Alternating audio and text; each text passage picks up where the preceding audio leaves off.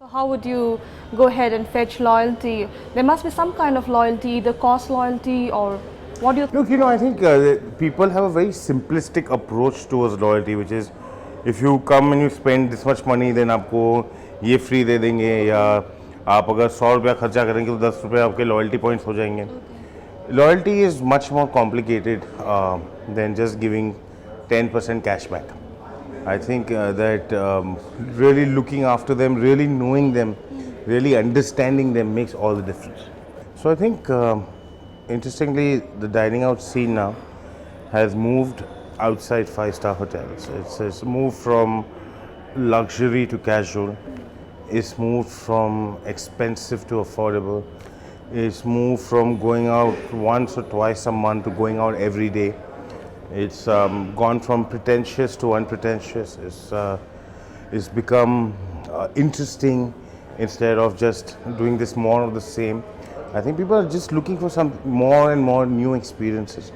And also with the amount of restaurants that have come out, it's really hard now to have loyal customers. People now are into an experimental mode where they want to try different restaurants all the time.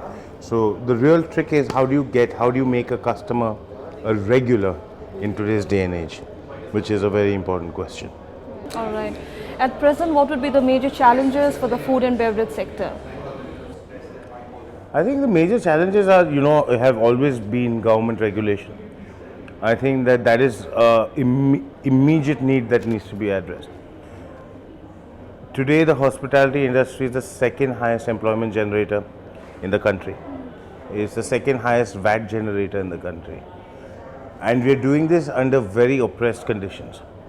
If we are allowed a single window license system and if the taxation burden on us is eased, I think the hospitality sector will overtake even IT in gross output.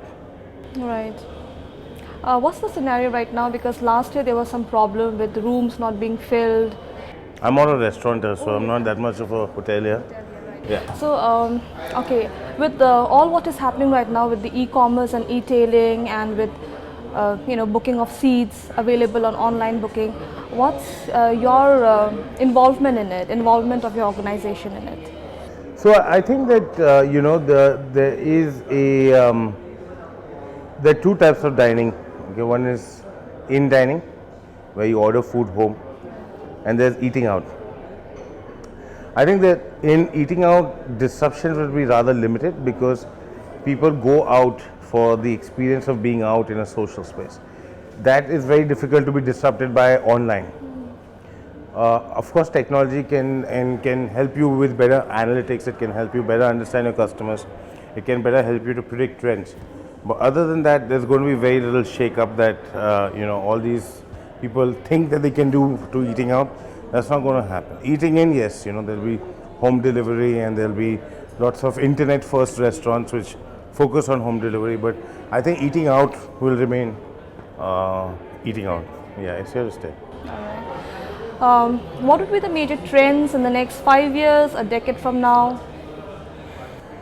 I can't tell you a decade from now because it's too far down the line because the markets are way too dynamic and the scene is it's moving very quickly and evolving very quickly. But I think that there's a revived interest in Indian ethnicity. People want Indian, they want to explore vernacular cuisine. They are more interested now in foods from Kerala, and they're even going into things like South Tamil Nadu, North Tamil Nadu. I think there's a renewed interest in Naga food or food from the Northeast, and I think that there's a lot more enthusiasm about our own culture now. I think we're bored of the Western food because it's so unidimensional as opposed to Indian food, which has so much more depth of flavor and so much more depth of style. I think that the future will be a lot of Indian restaurants being revived. All right. The takeaways from the panel, you were a speaker, and a takeaway for you as well, your association with this event.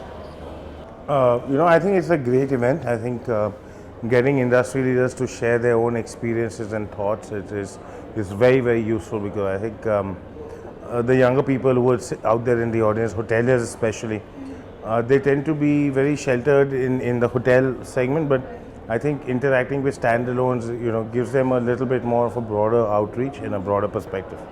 And it's great for the entire industry to meet like that. It's really awesome. All right. Few do's and don'ts for startup entrepreneurs in this sector. There are no don'ts. There's just only do's. I think a startup entrepreneur, all they have to do, go out and do stuff. The don'ts really don't apply anymore because a lot of people with conventional wisdom will tell you ये मत करना, वो मत करना. लेकिन वो ज़माना अलग था, अभी ज़माना अलग है. All the things that people were saying don't do, now you should do. All right. Any specific research they need to keep in mind? For someone who I think research, you need to have a healthy disrespect for research.